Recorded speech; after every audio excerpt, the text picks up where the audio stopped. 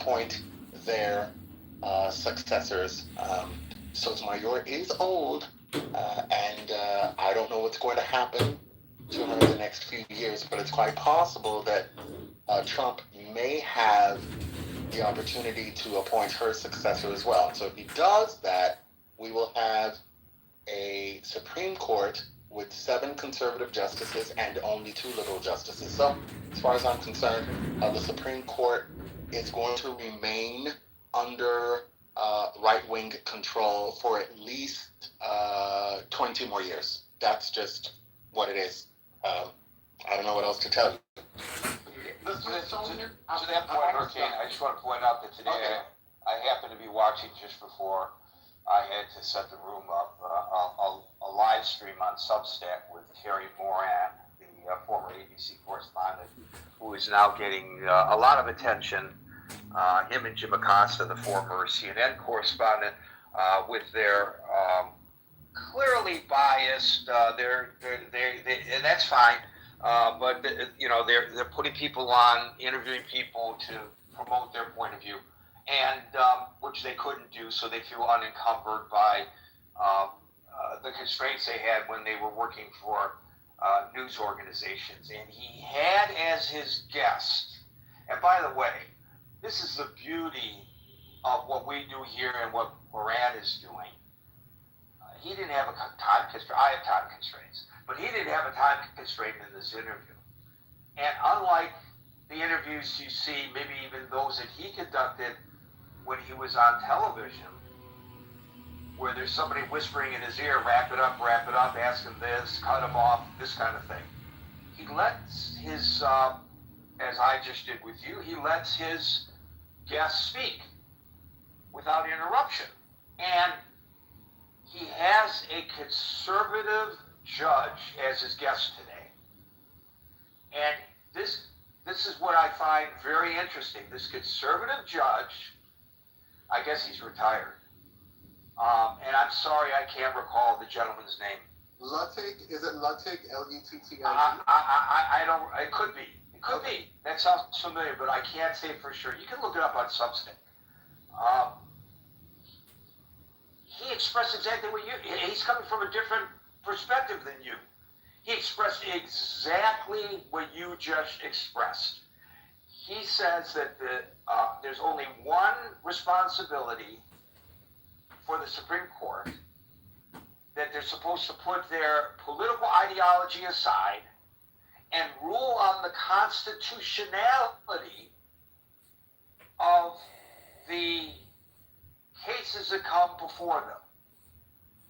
And he finds it as a conservative, and I guess he's a strict constitutionalist conservative, appalling that this Supreme Court is not. We should not be having the discussion that we're having, whether the president is going to appoint a conservative or a moderate or a liberal to the bench in order to push through an agenda. It's not a political entity. It's not supposed to be a political entity, the Supreme Court. He is just appalled. And coming from him, and then hearing you echoing what he just said, is very interesting. Oh, just 2 more things quick, because I know other people want to speak. The other thing that Donald Trump has done so far is expanded the power of the executive branch by sending to the Supreme Court cases that would allow the Supreme Court to give the executive branch more authority. He did that with the case concerning universal injunctions. He also did that with the case concerning immunity from criminal prosecution. The third piece is making it more difficult for the American public to access the truth about America's past and present. In order to do that, one has to control what the Smithsonian museums show. The purpose of the Smithsonian museums, if you go to the Smithsonian website, is to increase and diffuse knowledge. How is the Smithsonian able to do that? It's able to do that by maintaining all of these museums, that contain these amazing exhibits that not only delight the senses of people who visit, but also inform them about important aspects of American history. By changing the narrative, by whitewashing America's history, the Trump administration will be able, if it is successful, to miseducate the American public. So that's the other piece, controlling public education to the extent possible. Doing so by changing the Department of Education's focus and also by changing what the Smithsonian Museum is able to show the public. So this is part of the long-term plan. And unfortunately, Gary, I'm going to close by saying we're responsible for this. Donald Trump is here because a long time ago, Americans laid a foundation strong enough to support his ascent. And so we're going to have to fight really, really hard if we want this country to move in a different direction. And fighting hard is going to require us to look inward and be honest about what we see. I'm done. Thank you, Hurricane. We went way, we expanded the discussion. We didn't go astray with Hurricane, and also with Your Honor, because really what we're talking about is an expansion of the executive branch. I've never heard of a president trying to direct. And by the way, it's not just the Smithsonian. If you recall the words that he used in his Truth Social post, it was museums all across America, but specifically the Smithsonian he's looking at. But you gotta believe that if he's successful there, they're gonna move on to any other museum that accepts any kind of largesse from the federal government. Gary, sort of like what they did with the Corporation for Public Broadcasting with regard to NPR and PBS. Gary, you forgot those posts on Truth Social are called truths. I know, isn't that weird? Thank you, Hurricane. Does this mean you're ready to go, Scott? I'm ready to go. Go ahead, my brother. Thanks. Yeah, I gotta get on Truth Social. That's hilarious. Well, of course, I mean, the answer to this is no. Of course, these things should not be removed. It's very interesting when Trump toured the museum I don't know if somebody ever mentioned this, but when he toured it in 2017, he had a very, very different take. He did tour it. Okay, well, Gary stands corrected. Did he go to the African American Museum?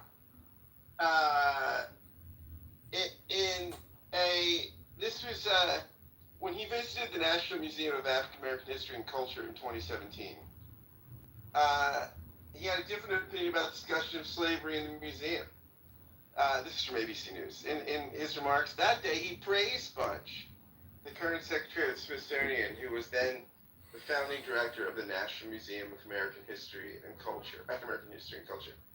Trump referred to the museum as incredible, done with love, and a truly great museum. By the way, that's also what he says about the Declaration of Independence. It's a document of love and unity. He praised abolitionist figures, Sojourner Truth, Terry Tubman, and Frederick Douglass. He even recounted a story he'd learned about a runaway slave. He learned. This is amazing. He called the tour of the museum a meaningful reminder of why we have to fight bigotry, intolerance, and hatred in all of its very ugly forms. So, yeah, I mean, that was, at one point, apparently, he had a different take. Let me just say, Scott, that I will correct myself and apologize for speculating, which I should probably never do. I'm the fact checker here. Now you fact checked me, and I appreciate it. But I will say this. Gary, you can post your retraction as a truth on Truth Social. Yeah, right. But here's the thing. Then my question to the president would be, at my next gaggle opportunity, as a member of the Washington Press Corps, which would cause me to lose my White House credentials, I'm sure, I would pull that very article, I would quote that very article, and then I would say, Mr. President, what has changed? Yeah, that would be interesting. And then he would say, "You're very nasty. Gary's very nasty. He's fake news. He's fake news up at Fox in New York. They don't even love me anymore. Fake news. We can only trust Newsmax." Okay. Yeah. No. I mean, it's a bad idea. Of course, we want. You know, look, we don't want a sort of sanitized history, right? I mean, we want, and slavery is America's original sin, right? This is part of the fabric of our founding, and it's not to say that we haven't made progress. It's not to say that things have not changed. It's not to say that we aren't, that we haven't made huge strides to be a successful, thriving multiracial democracy, but we have miles and miles to go. And I don't think sanitizing the history and sort of, I almost said whitewashing, which is literally what we'd be doing there, is helpful. And it's someone, this is interesting.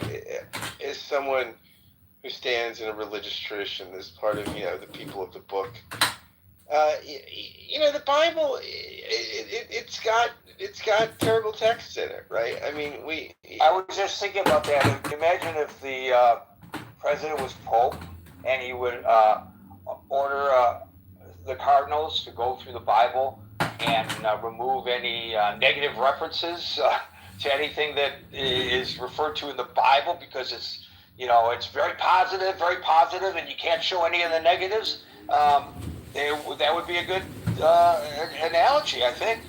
I don't like Leviticus talking about women's periods, and you can't wear two kinds of fabrics. Get rid of, Hi, Gary. Make the Bible great again. This is Zayna, and you call me Rock Balboa. Yeah, no, I mean, live in Charleston, we don't South just Carolina. excise books of the Bible. We don't excise, it's part of a tradition, and we relate When I to saw the you, tradition. Todd, I was very upset. We relate to those texts of terror in certain ways as our consciousness morally and spiritually and psychologically evolves. But I mean, what does it serve? And here's the interesting about this. It used to be my conservative friends that used to make this argument. It was my conservative friends who said that we can't, in the interest of political correctness, sanitize the historical record and get rid of every offensive term and get rid of everything. And now these things, it's interesting how things change, right? You just wait around long enough, and it's now the conservatives who are embracing the most extreme forms of postmodern relativism at times. We have our own alternative facts and all this stuff, and now it's the conservatives who are embracing some sanitation of history, which they used to say was the left wing thing to do. Scott, as he puts back up statute. Right, exactly. The irony is just unreal. So, thank you, Gary. Let's you continue to make this forum great again. You're a great American. Thank you, Mr. President. Daryl. Hey, Gary. You beat me to a couple of things when you first asked how often does our president, how often does he go into museums in general, right? And we often know that history is written and rewritten by the winners. We have that phrase because it's when you asked who is really pulling the strings, I agree with you, because I don't think, regardless of what you might or I might think of him, I don't think this is something that's actually on his brain. Let me say it that way, right? I do believe that there are people behind him, like Steve Bannon, Miller, that are really trying to plan for the post-Trump presidency for America. And I think a lot of this is planning for after Trump. What are our policies going to be? Who are we going to try to get elected? All of these things are for after Trump. and I agree with Your Honor. Like, this is just an example, right? I agree with Your Honor because at some point, if everyone, just says, what can we do about it, then nothing's ever going to get done. To the previous speaker's comments about look at what's happening with the Supreme Court, like he's taking all of these things to the Supreme Court to set precedents for future arguments. If it were, not trying to derail the topic, but if it were me, the Dems need to stop trying to play by the rules when there are no rules anymore. And we're seeing this because we're literally seeing the military policing on the streets of the capital. The capital of the country has the military policing citizens, of course, in conjunction with federal agencies.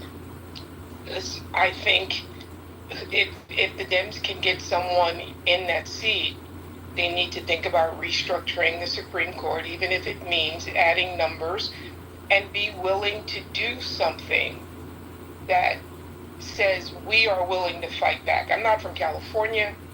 I am following Gavin Newsom because it seems like he's willing to punch back, not just argue back, not have these Aristotelian conversations about what we're going to do, but if someone punches you in the face, I'm from New York City, someone punches you in the face, you punch them in the face back.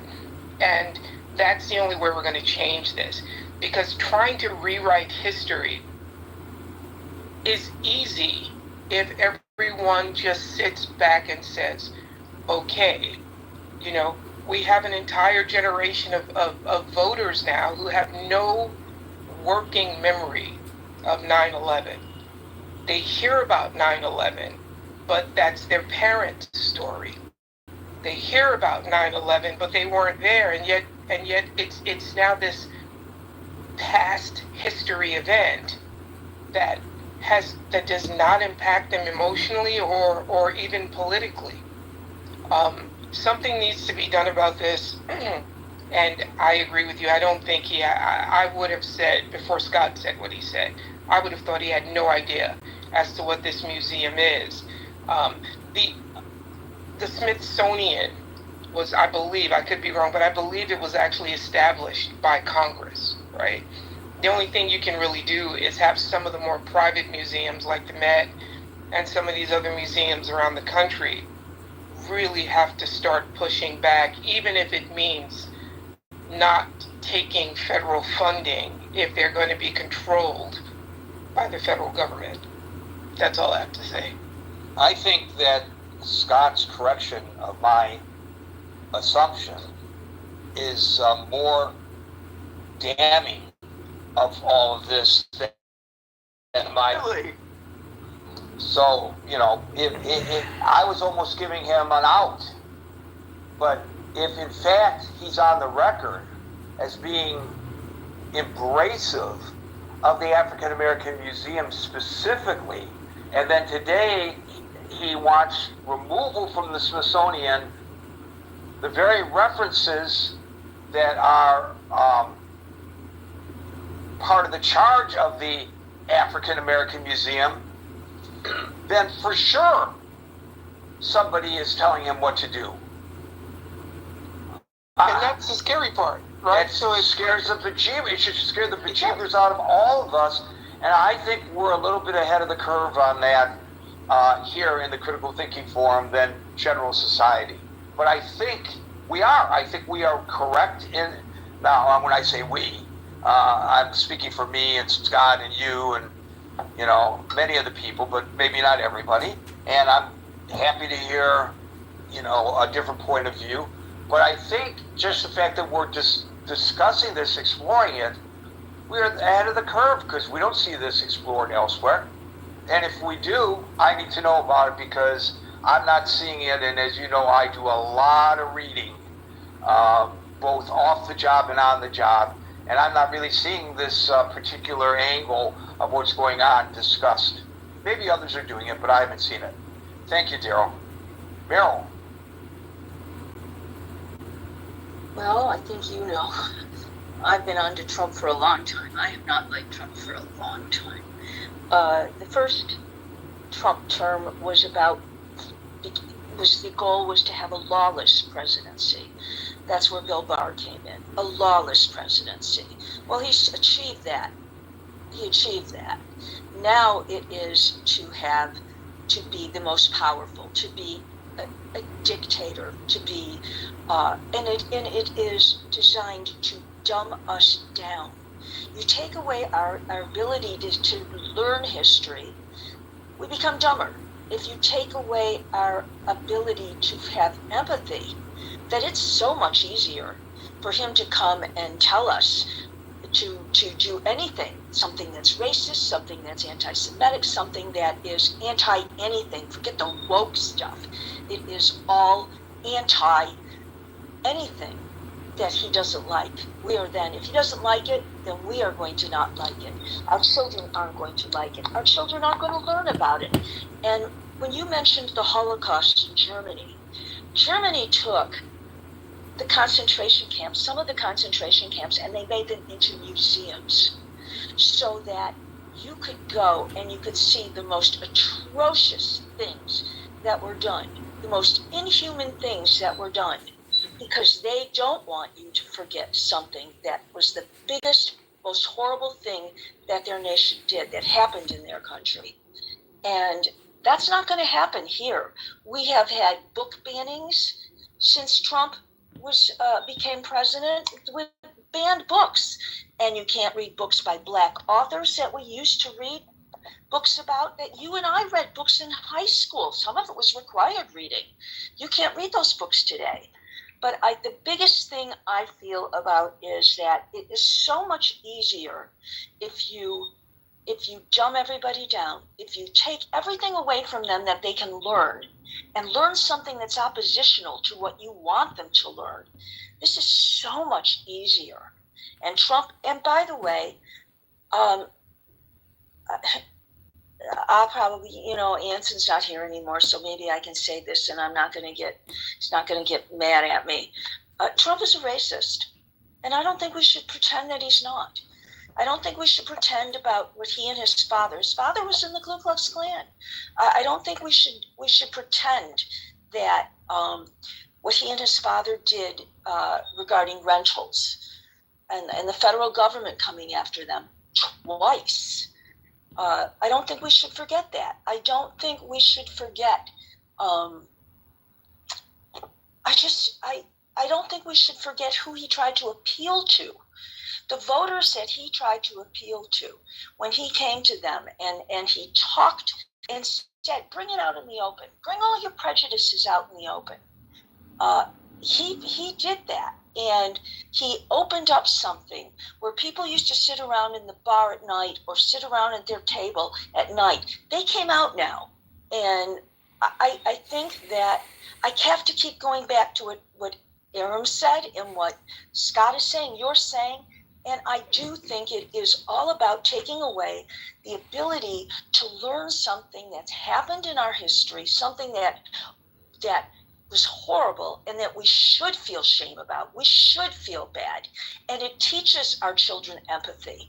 Just like you can read Anne Frank to your children, read the children's version of it, and they will feel bad. They will feel an empathy about that, about Jewish people and about what can be done.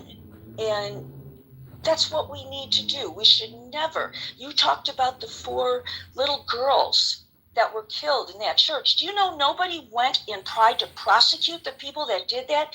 Not until, I think, 20 years ago, 15 years ago. There was a white Democrat, a lawyer who said, we need to do this, and went after them, decided to prosecute them. This is all I can say is this is a presidency that is designed to become a dictatorship. It is designed to make us, we're not going to get good press anymore. We'll get leaks. We're not going to be able to have really good investigative reporting because he's trying to smother that. We can't have television stations that are going to report things that might be more earnest, that he doesn't want us to learn. But I think absolutely going to the Smithsonian, you're whitewashing history. You're taking away something that we should learn. And if we're dumb, he can tell us anything he wants. And you mentioned the Civil War, by the way. Well, we're having ships named after treasonists, ships that were named after Black heroes. We're having, again, we are rewriting history. Thank you. Thank you, Meryl. Yeah, I know the movement to. It's interesting, the movement to remove the Confederate statues was really opposed by the MAGA folks because it's part of American history, and whether you agree or disagree with what those Confederate figures did, it's part of our history, and we cannot ignore our history and don't remove them. They were significant figures in U.S. history, and so you should not be taking them down. And these are the same people who are saying remove references to slavery while putting those, reassembling and re-erecting those very statues that had been removed correctly or incorrectly in the first place. So there's a definite hypocrisy there, Meryl. Preserve them. Give them a museum. Put them in a museum, and people can go and see them just like you should have been able to go to the Smithsonian and learn history. I have no problem with them being preserved. I have a problem with them being history being rewritten about them. I have a problem with you taking military bases or places that were named after people that weren't treasonous and now renaming them again, going back. Those are the things. Revere them in a museum where people can go and they can revere them, they can see them, they can learn about them. Thank you. Or learn not to revere them. But right, thank you, Meryl. But it's just so interesting, the hypocrisy there. David, and by the way, we are now at the 6:02 Eastern Time. We will no longer be inviting folks onto the stage, but we are officially into extra time, so everyone on the stage, time permitting, will get them all together. But most people, I think, understood that they should be in a museum. So in that regard, that's where they should be at, right? So we can look at that from history. But on to, sort of a bigger topic here. I think it's easy. Everybody's going to say no, right?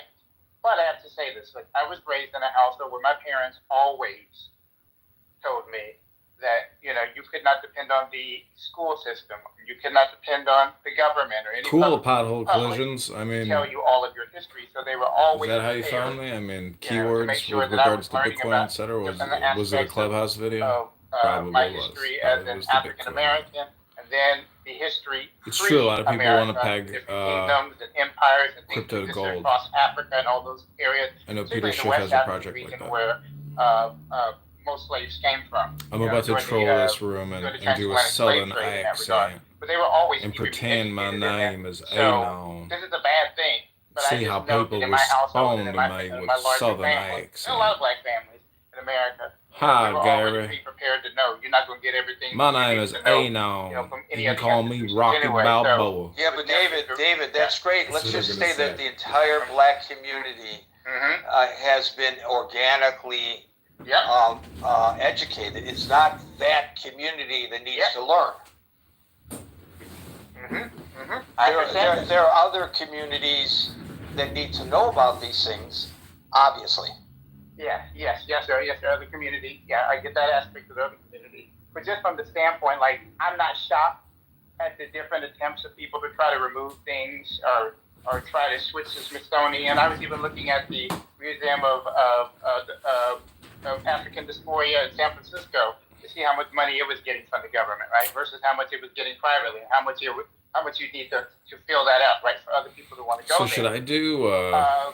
I'm going to defend Trump with my Southern accent, but what would be funny is also to pretend to be like a deranged, within the public liberal, to really be able to redress these things. unhinged, Look, my mother, who was an educator, like do a K-12 TDS at a university skit. level, in her early days of a K-12 educator, I'm absolutely she called California to make sure that they corrected the way in which this is an attack on our freedoms as the museum going public. Proclamation, but she wanted to make sure that people knew that he didn't intend to do it in the South, right? That you needed to know the whole truth, of how that came about, right? And to do that. And they fought for things like, even in museums, they fought against having Egypt being placed in a different area than the rest of Africa, right? So they were constantly fighting in these areas to make sure that history and different aspects of history were being told in the way in which they truly were. So I think it just takes a broader number of people to get out there to make sure and educate, and especially in a country at this point where our government is very focused on individual states' rights, right? We have an opportunity in California, which may be easy, and some people in other states aren't going to have that opportunity, but we do have an opportunity in some of these states to really push to make sure that we enshrine in our own states the ability for people to have access to different things that they need to do to learn about history. In the case of this president, we're going to have to ride this out, right? We don't have much to do. We've got to ride it out, right? But what we can do is we can use our collective selves to push, whether it's to push out the president, since it's Stephen Miller and some other people speaking into his ear, and he's all of a sudden changed the tune from where he was in the first term, all those different things, whether he really cared or not. That's about the best thing that we can do at this moment, right? That's going to be our collective energy is going to be able to do that. And also, what I want to say to other people who need to learn, right? You got to look. We still have the internet. We still have the ability to teach other people themselves, because you might have to rely on that too, right? In the old days, I just want to use this bit of history. In the old days, the Chicago Defender, right, which was a African American newspaper from Chicago. They used to I know the Chicago Defender. Yeah, you know that. Yeah, they used to sneak that into the South, right, for people to be able to read back in the day, because they weren't supposed to be reading, right? So they used to go down and sneak that in there for people to get access to it. We don't have to sneak anymore, right? So we have another way of fighting is that we have tons of ways, tons of avenues to be able to make sure that people are still going to be educated on the subject matter. But in terms of what's going on with Smithsonian, I just think it takes a collective group of people to be able to fight that particular issue. And at the same time, there's some aspects of this we're just going to ride out a few more years, and then we'll be able to fully deal with it and address with as much as we can afterwards. So that's what I'm going to say. But this is not unexpected. Thank you, David. And we will now go. And by the way, I don't know whether writing it out really works, given that I believe that there's a long-term plan, but maybe you'll get lucky. Glenn Alley. Hey, thank you for letting me come up. I will say that one of the things where I think why Trump is doing what he's doing with the Smithsonian and being a little bit more on point with the racism this time around is because you really don't need black people anymore.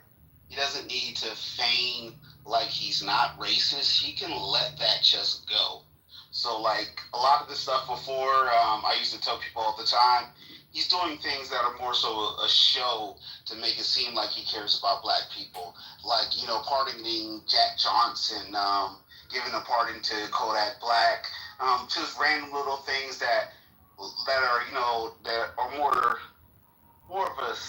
more symbolic than actual equality is what Trump was doing the first time. So now that he's in there a second time, he knows he can't get elected for a third term. He doesn't have to do that anymore.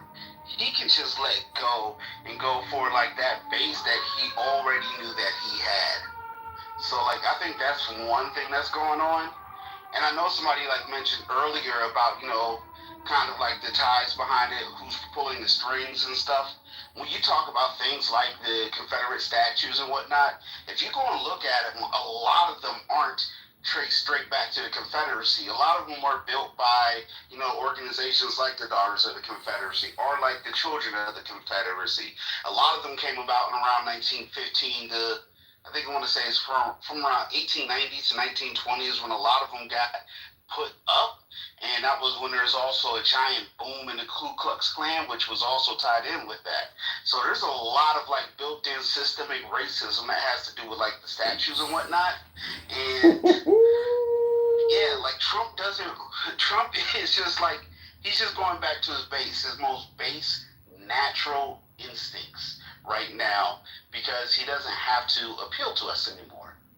And like, there's no more races to win. That's what I think, honestly. That's my little piece. Thank you, Glenn. David. And Stan, we're not going to get to you. You came up too late. Sorry, pal. Go ahead and write what you wanted to say in the chat above. David.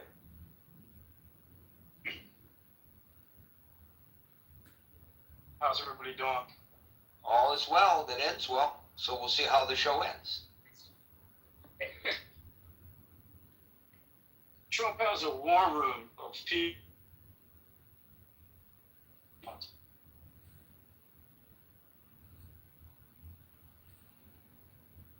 I'm sure you have something very insightful, but we can't hear a word you're saying.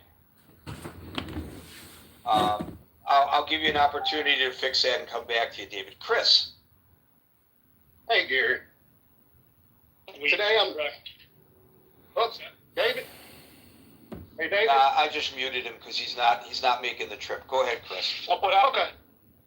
You're lagging out, but he said he'll come right back to you. Okay, thank you. Not a problem. Good job. Oh, Gary, today I'm not happy because obviously the title, and it's not your fault about the title being bad. It's the fact that we shouldn't even have to have that conversation. And I'll keep putting it in the chat, and I'll keep saying it on this stage. This is just another one of those good old diversions to get us back off the Epstein list. And he's doing really good because now he's starting to weigh on people's heartstrings. And that's just going to give him, what, maybe 3 more weeks of this, or maybe 2 more weeks of this before Congress gets back in office. So, I mean, he's just going to keep trying to hammer it on us until we no longer care about it. Or, what's up, brother? Until we actually just move completely past the Epstein files. And these things do matter. I'm not saying they don't. He's actively trying to harm this country for whoever, as you guys have already broken down, whoever is pulling his strings. 1 year he says this, he gets back elected, he comes back, he's saying new things. The new things aren't old things from him. This is the same man that took out a whole page article on the Central 5 boys who he said deserve life in prison and all the bad things that happened to them over a lie. So it's not far-fetched that he would say these things or do these type of things. But it is very obvious that he wants us to get off the main topic, which is who and why are you in the Epstein files? Who else is in those Epstein files? Who's else in charge of more important things than Donald Trump that is in those Epstein files and would be exposed if they came out? Again, I don't want to move this conversation away from this topic, but I want to continue to regurgitate and re-spit out every single chance I can when we have these topics. That he's just trying to further move the ball down the field. Yes, this is negative. This is extremely bad. I go to the African American Museum at least once a year, and it's a great place to be. It's a great place to learn. It's a great place to understand the dynamics of what slavery not only did to a culture of people, or an ethnic group of people, and that would be black people, and actually what it did culturally to white people. The urge and the ability to give them, and I speak of them as Caucasian people, the urge and the ability to give them the sense of well-being and power that was held over black people's head for 400 years. It is something that all white people need to see. Even if they have a racist bone in their body and they still don't walk out of there with a changed mind, it should be something we all find ourselves needing to learn about. And it's just bigger than slavery. It's about learning black culture as a whole. I think if we spoke more as a people and less, dialogue and analysis, and actually had real conversations, we'll realize we're way closer than you expect. We have the same issue. We have the same crazy uncles. We have the same crazy mother, or the nice sweet mother, or we have the dad that was there or was not there. These things aren't one side or the other. That is just who we are as a people. And what he wants to further do It's pushed us away from realizing that we are really closer than what people think. He wants it to be an authoritarian, so he also needs it to look like we're better than you and you. This isn't just about black people. This happened to Hispanic people. He did the same with Hispanics. They're all criminals. They're all rapists. It's all about making the purity of the white skin again. And I hate that it's that way, because when it comes down to it, and this might be I won't just say controversial, because it's really just facts. White people voted this in. Maybe they didn't see it coming down this hard or down this line or this pathway, but some of us did, and it did not take a race to see it. It was because some of the things he priorly did actually shown, hey, he could take it too far, and it won't be good for the country. Not just the race, but the country. Hey, Marshall, could you go on mute, please? Thank you.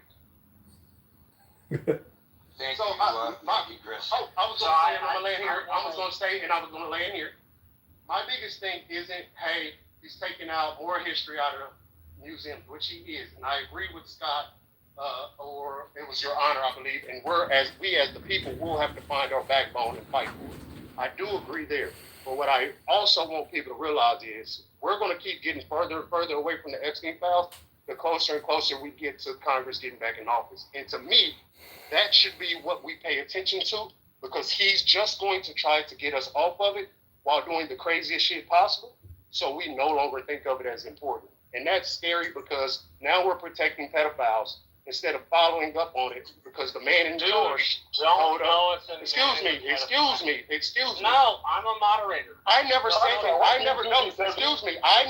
he was a pedophile. I never said he was a pedophile. I said he's protecting pedophiles. Hold on, wait, guys. All right, so wait a minute. Hold on. Everybody stop for a second, please. Go for it, Gary. Okay, Odienware, you're not a moderator. So, it's not for you to judge how the room is run. Let Chris respond to Marshall, and then we'll let Marshall. I'm not gonna go back and forth. I'm gonna say what I'm gonna say and get off this stage. Okay. I was stating that he is protecting pedophiles. I've never said Donald Trump was. We know that we don't have anybody else in jail other than the dead Jeffrey Epstein and Ghislaine Maxwell. Those weren't the people that were paying for him, making sure he had all the money. Hey, could you shut up? Could you just stop? Could you just stop? Because he could have released the files he currently has, and we could have figured out who the pedophiles were. So he could have released the files. Hey, Marshall, you know what? Hey, Gary, thank you. Gary, thank you for letting me speak, Gary. Thank you for letting me speak, Gary. I hate to be interrupted by Marshall when I'm making a good point, because he does that when you make good points in this space. And I don't want to go back and forth with him and take. Marshall, can I please say my goodbyes to Gary? This is weird. This is weird. This is weird. This is weird. You simply don't know that he is or he isn't. This is weird. Now you're fighting against it. Now you're fighting against it.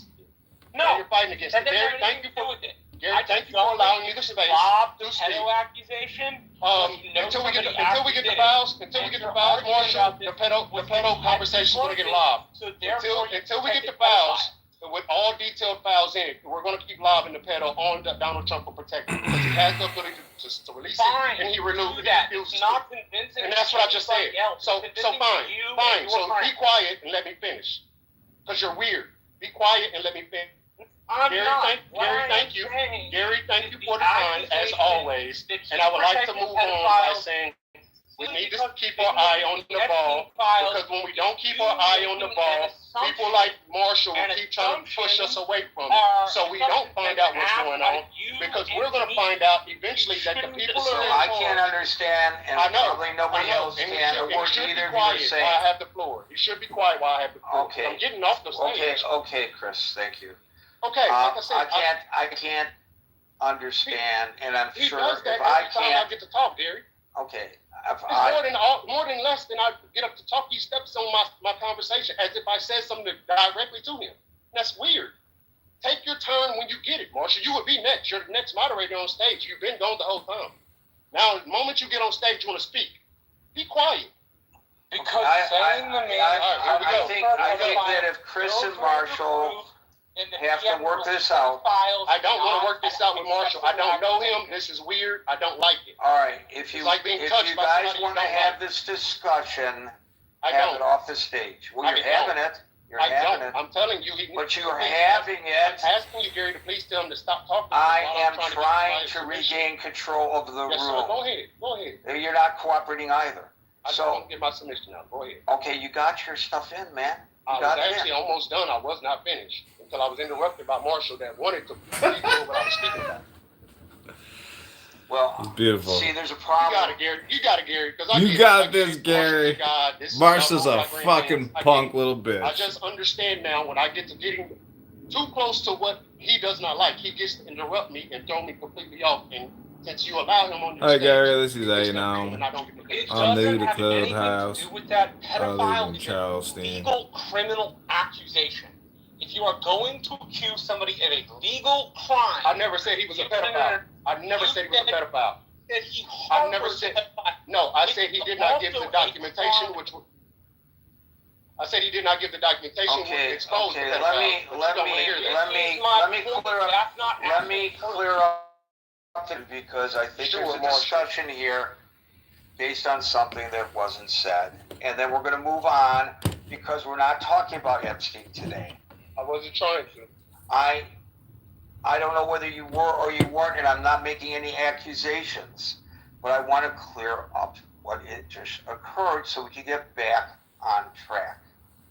So Chris, and he stated this in text before he came up to speak in the chat, that he believes that the president is raising all these various issues, including in the context of today's discussion, the Smithsonian institution, and to wipe out any references to slavery. Not that he isn't serious about it, but he believes, Chris, correct me if I'm wrong, that the timing of this is designed, as the timing of many things that are going on right now, to divert the public's attention away from the Epstein files. Is that a correct summation of your point, Chris? No, Gary, you're about right. Like I said, I want people to realize that all this stuff does matter. We don't want to see the slavery exhibits out of any museum disappear, but I also want people to realize that we've been going down a big hill of bullshit, and it's only because they gave Congress 5 weeks to get out of the Epstein votes. And we need to continue to remember this because in 3 weeks we'll be back in Congress, and we need to have that information out and find out what really is going on in our country. Some of the people in that actual Epstein list could be people in charge of what happens in our country, and we need to get them out of here because they're dictating things that we don't know if it's good for the betterment of themselves or it's just to push it all under the rug. But we do need to figure that out as soon as possible. And I'll land. Thank you. Okay, so with that, I don't want to get into a discussion about Epstein, but I will say that Congress will be receiving supposedly, and this is Gary's word, supposedly, the Epstein files on Friday. And Congress has said, whoever in Congress is responsible for this, that they will be released redacted in order to protect the victims. I'm concerned that maybe they're not getting all the files, or that what's released will be redacted to conceal the names of the perpetrators that you so strongly want to see, as do I, Chris. Which is also my fear, but we're gonna have to get to start this progress. Right. But again, maybe Friday or maybe later, for sure, we'll be back onto the Epstein story. He can't shake me off that story. Don't worry. Marshall, did you want to speak to the issue at hand, the whitewashing of slavery? Yeah. Oh, I don't agree with that stuff at all. I am a very big fan of tell the history, the whole history, the good, the bad, the ugly, and everything in between. You lay it out for everybody to see, and they get to make their own minds up. You don't cover anything. You don't sugarcoat anything.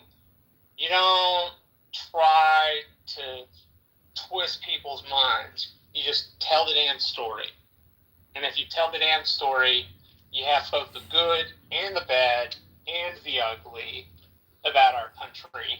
and you have the future peace of our country, which I think is very important. I am very committed to the complete telling of the American story, and that includes things like Jim Crow and the post-Reconstruction effort in the South and how that shaped the modern United States. We don't get to, shouldn't sugarcoat those things. I will say there is a way to arrange the history of your country so that you tell the whole truth and you can be proud of where you've gotten while still understanding there is much, much, much, much, much farther to go, right? And that we should be proud of where we have gotten to, but we shouldn't sit on our laurels and say that's the way we should operate. But overall, tell the truth. Not my truth, not your truth, not Chris' truth, the truth. And that means you say the good, the bad, and the ugly. You make sure people know that part of the reason the Second Amendment was argued about in the South was because of a slave revolt in Haiti. And that at the convention, these folks argued, Southern planters argued for it as a way to execute possible slaves. Right? You tell the whole story, not just part of the story. And I think if you tell the whole story, the United States is something quite beautiful. Oh, that's lovely. We're not where we need to be. We're not where we should be. But we seem to keep chugging along at that goal. And I think that is incredibly important. And I don't think you can get to that with some sort of mythologized idea of where you come from. You have to know the bad things you did along the way that really, really mess stuff up. And so I am a huge believer that when, for example, there's a National Lynching Museum in Alabama, and the idea of walking through the museum is that you're supposed to be bawling when you come out of it, like a child, like a baby that got their head hit. You're supposed to cry, and it's because that history is so devastating, so sad, so evil that it was inflicted. But it brings you to this place where you understand that little piece. So if I'm boiling it down to something, tell the whole story. Don't be afraid of it. Don't cover it up. We are who we are because of what we've done as a collective nation. Good and bad, and those should be acknowledged in historical balance. And when they're not, we do a disservice to our country. We do a disservice to our fellow man. We do a disservice to the folks who don't look like me. Right? I mean, Gary, you've been to McAllen before. It's 20% Hispanic. If we don't accurately tell the history, those folks get left by the wayside. And that's not fair. It's not an accurate telling of what happened. We don't have to make America out to be this separable bad thing that's the worst thing since Emperor Palpatine and Star Wars. But reflecting on what we've done is critical. If we don't, we're never going to be able to improve anything or learn anything. And I personally, somebody like history, am very disturbed that most Americans only have about 100 years of history in their head. It really does not benefit the long-term health of the country, and it gives people jaded points of view, which end up helping facets of discrimination and racism in our country. And that's something we should all fight against deeply. So that might have been impassioned and long, but I hope it made sense. No, that might Yeah, thank you, Michael. I know that there are a lot of people trying to get on stage, and I appreciate the response, but I cannot add anybody more to the stage. We're into extra time now, but please feel free to click on the link above and join the chat and make your feelings known there. David, have you fixed your audio issues? I think so. Yes, sounds like it. No, this has been a great room. I wish I had some positive to say, but what I was saying before I was cut off was that it appears Donald Trump has a team of somebody, whoever, that comes out with a new agenda every day. And I don't know, maybe because of the Epstein situation, he's bringing the full force of the shock and awe that he's been championing since he got elected. But this is really bad for the country, symbolically and emblematically. Imagine Europe deciding to shut down Holocaust museums. What would that do to the history of that horrific event? Let alone here in America. I remember when I came away from the British War Museum and the British government decided to marry the Holocaust with the instruments of war.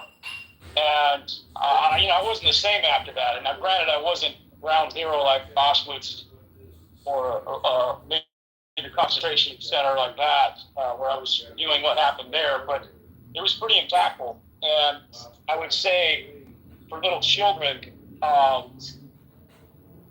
would be quite scarring, and how to explain that to little children, that this could happen to humanity. Well, I think America has waded into the history of a similar atrocity in different form. The managling and the trafficking of over 15 million plus West Africans.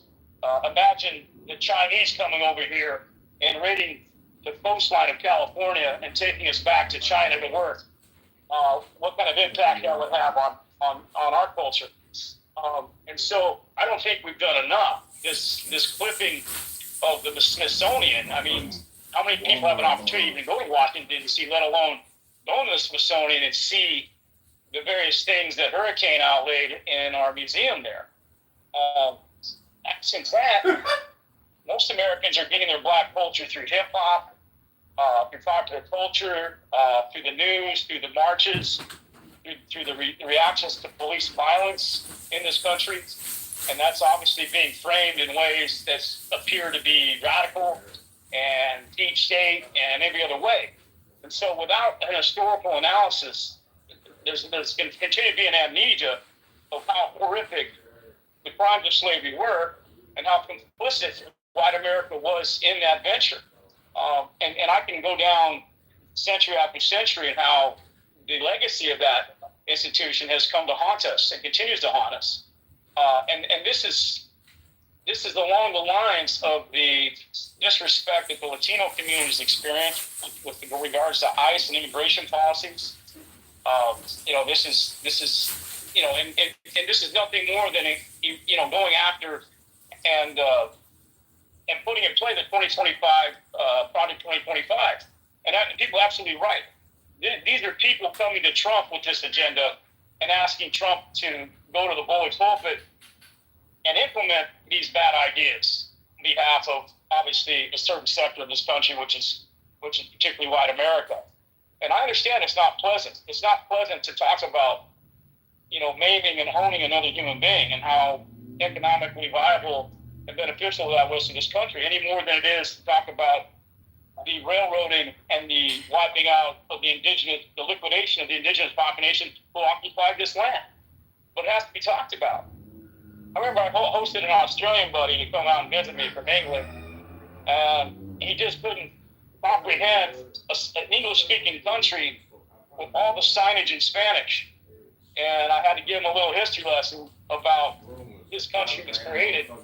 And it was a very telling moment because we're driving down the streets of St. and Washington, and yet we're running into streets called Pico and Sepulveda, which were former governors and landholders in this beautiful city of Los Angeles. But if you don't understand where the names come from and the history and why